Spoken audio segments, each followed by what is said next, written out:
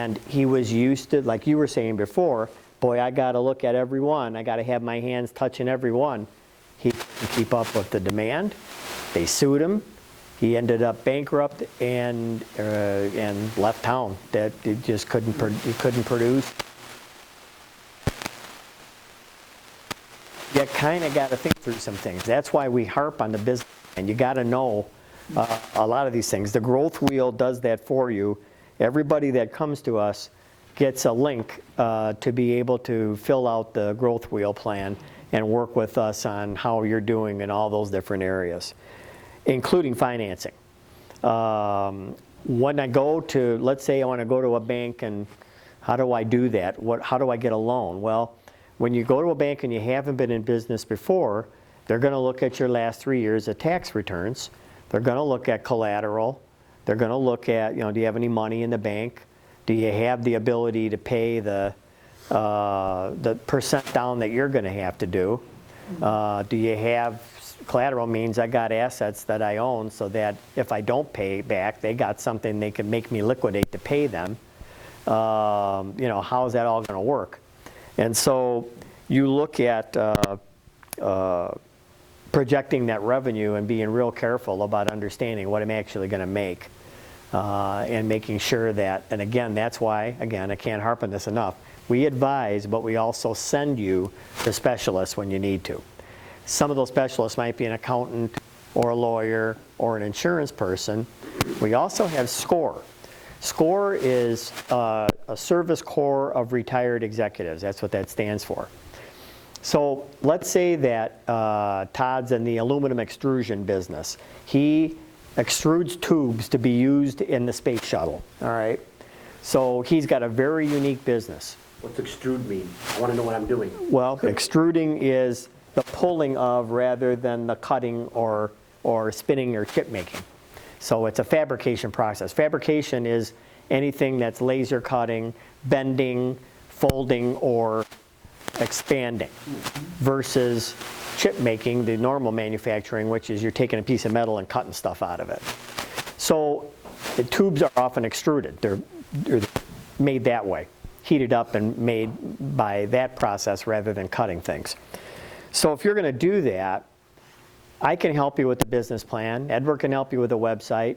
We can develop the social media and marketing campaign and maybe some basic HR, but at some point in time, you're probably going to want to talk to an extruder. Somebody that's done this, so that's retired now, not going to take your idea, that can advise you on that technical side of the business. And that's what SCORE does. We're kind of like, Edward and I are kind of like the Anne-Marie, I'm going to say, from the library. We are like the family practitioner. When they see the tumor, you're going to be referred to an oncologist, okay? That's SCORE. SCORE is going to be able to put you in touch with the expert in your field that can help you with the technical side of your business, just like Marie and Edward and I help you with the planning side of the business. So there's always availability of somebody like that too if you need it.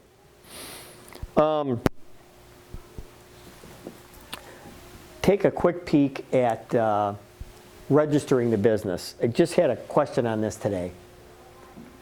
The first thing you probably want to do, and it's free, is get a FEIN, Federal Employer Identification Number. You can get it online. Mm-hmm. This is with the IRS, letting them know this is your business. Why would I want to do that? Why do I want to talk to the IRS? Well, you got to pay taxes, folks. You know, you're going to make money. They're going to want to make sure that they're. So what happens is, I'm going to bill Todd. Todd hired me to do training programs for his company. So I have an invoice, and it's for $1,000 for training programs I gave to Todd.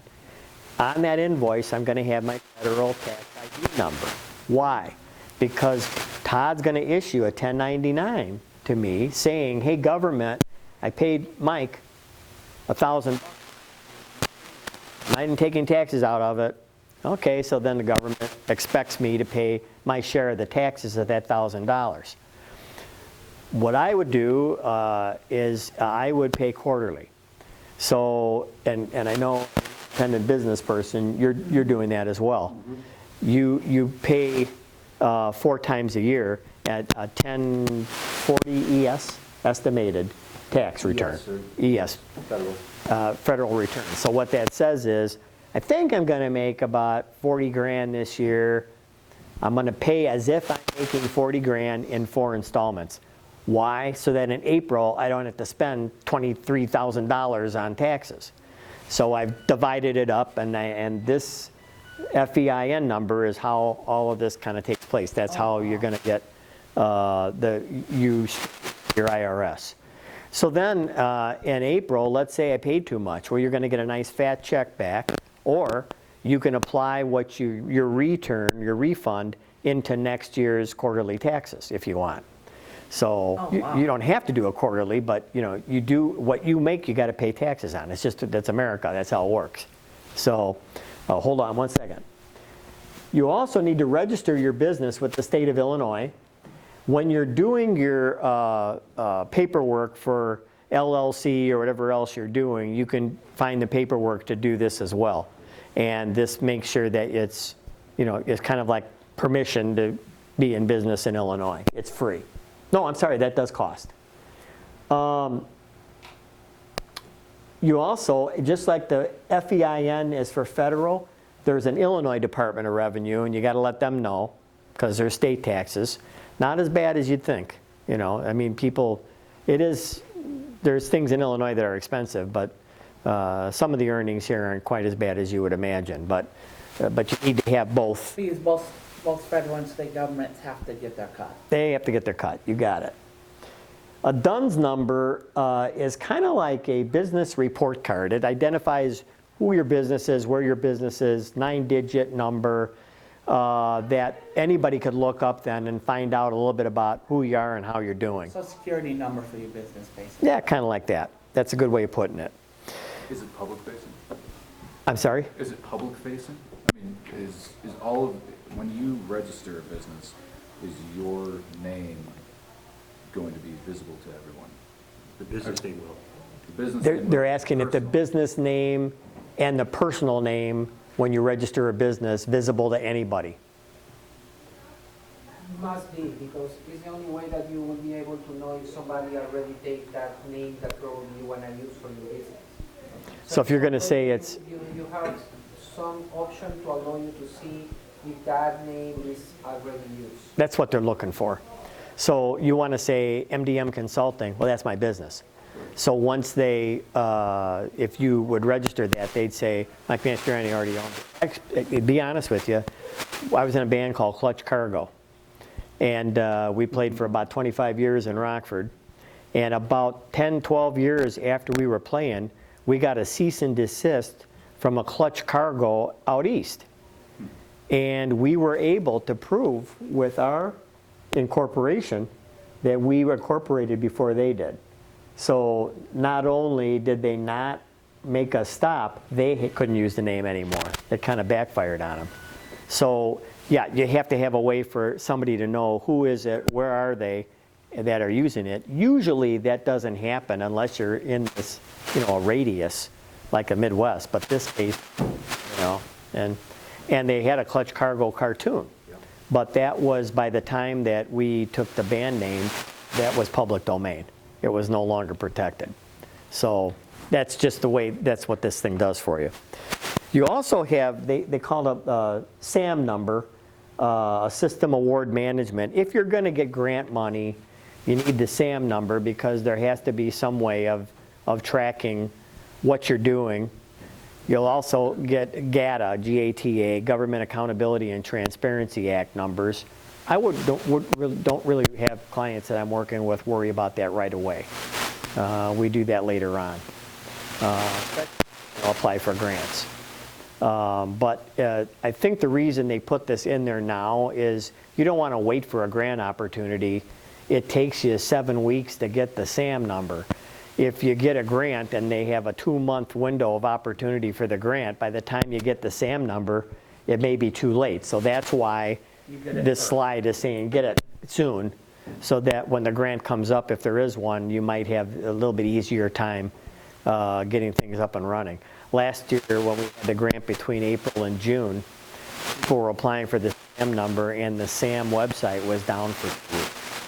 by the time some of them got the number, the grant period was over with. And I thought, that's just bad, you know? Yeah, that's just bad. Yes, sir. Question, when it comes to, when it comes to paying taxes, when it comes to a company, can you have like H&R Block and other tax companies Sure. help you with it? Absolutely. If that's not a strength, you go to somebody that is a strength. Somebody like that can do it. An accountant can do it for you. A lot of clients that we have QuickBooks so that they can keep records. You know, you take a picture of the receipt and it's in there instead of having to do all that by hand, but you can do whatever you want to do. But certainly you can get help with that, somebody helping you with that, so you don't have to do that by yourself if that's not a comfort area. This is just talking about license, permits, and zones. I say license and permits and zones. Oh my. Yeah. Would I have to have a license to operate it within my apartment? If it's operating off of a computer, largely? Would I still need a license? I don't know. To be honest, it depends on the business and what you're doing. But this is more for, I'm going to get a restaurant located in 4th and Drucker in town. All right. Well, you're going to need permits. You got to check the zoning codes. Health department's going to have something to say about that. Reclamation district's going to have something to say about that. That's what you're flushing into the sewer system. So what we do in Rockford, at least, they don't know if they do it in the surrounding areas, is we bring them all together in one room in every other Tuesday. Oh. And it's called Business First. So you want to start a business, I want to start a restaurant. You come to Business First. And zoning, codes, permits, the health department, reclamation district, and we're all in a room together. So the reason I'm there is so that if there's somebody that doesn't have a business plan, I can capture that and lateral it over to Edward or I, and make sure that we can help them with that part of it. Otherwise, all of it is all done at one time. So you can get your questions answered and how much it's going to cost and what the permits are. And then when is that? It meets every other Tuesday. It just met, let's see. You can go to Business First. They got a page in Eventbrite. So every 2 weeks you can, set up an appointment. You got Yep. 30 minutes to explain basically your business idea, and from there they are going to, based on what you explain them, are going to tell you if you require a license, what kind of license, permits, if you have to, fill out a form with the health department or no. So that is a really good point to be after you complete your business plan, because basically with that you are going to get the closing cost when you start up. Right, right. That's a good idea. But that's the later stage. That's when. Yeah, you've been- for what you're planning on doing, you wouldn't have to worry about that. This is, Probably we can talk about your idea, after the workshop, because Okay. it seems like if you are going to work from home, you can use some, for tax purposes, you can use some space of your apartment as a part of the business, and you can get deductions. But I don't think that you won't need, a permit or a license to work from home, and especially if you are designing games or things like that. Mhm. I don't think so, to be honest. Okay. okay, we're at the end, hard to believe. So, a couple of things I can leave you with. I hope we've emphasized the need for a plan. Whether you're getting financing or not, you really need to know how are we going to proceed. What's going to be my steps involved in this? What's my finances? How much do I think I'm going to make? What's my competition? Am I unique? Just knowing kind of what you're doing and the timing of what you're doing is important. When our planning process can help you with that. And as I may have mentioned, I hope I did mention, none of our services cost you anything. Because of the federal funding and the chamber match dollars and the banks in town, we offer all the services that we mentioned tonight free of charge to you. So if you come in and do this, it doesn't cost you money from us. We don't charge you for our advising, we don't charge you for the growth wheel, the website development, all of that is part of our advising services that we offer through the feds. So your taxes already paid it. Be concerned about your own personal finances to know whether or not you can do this. I frustrate clients, but that's the first question I ask now is what's your credit score and credit history? If it's bad, we need, Marie has classes. Marie also has classes at the library on starting a business. There's about, 75 or 100 different seminars and webinars. Well, Universal Class is free with your library card, and I can pass these out to you. You can learn how to put your business plan together. It brings you step through step. If you're trying to get your debt under control, we have all kinds of options for you. And in fact, last session we had, Edward had somebody from Black Hawk Bank that had a nice selection of papers on writing down what the debt is, what your plan is to get it under control. And so I made a point to not write on any of that. I could have probably told him on my desk. And ran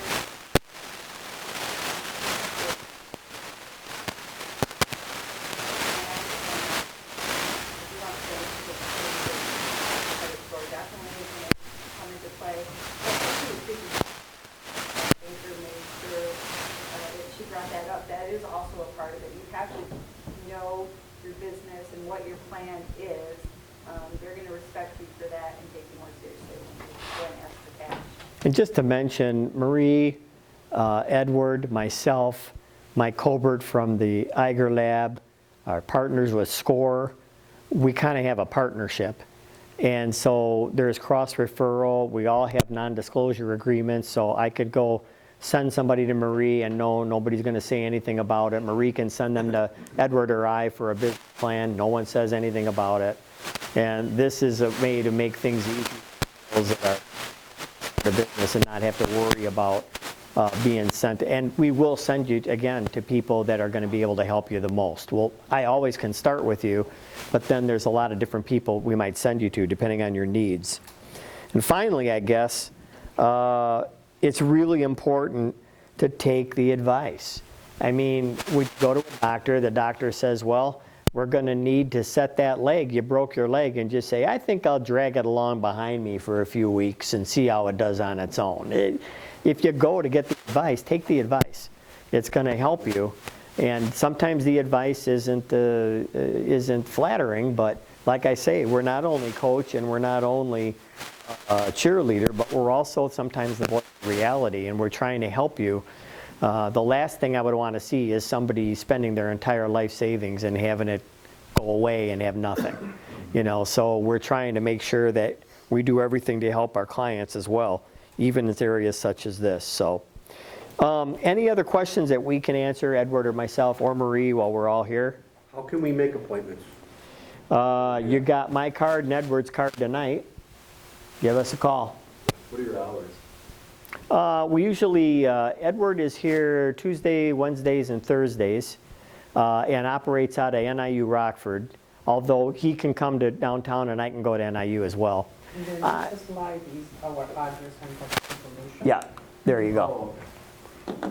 I was much younger then and had less beard.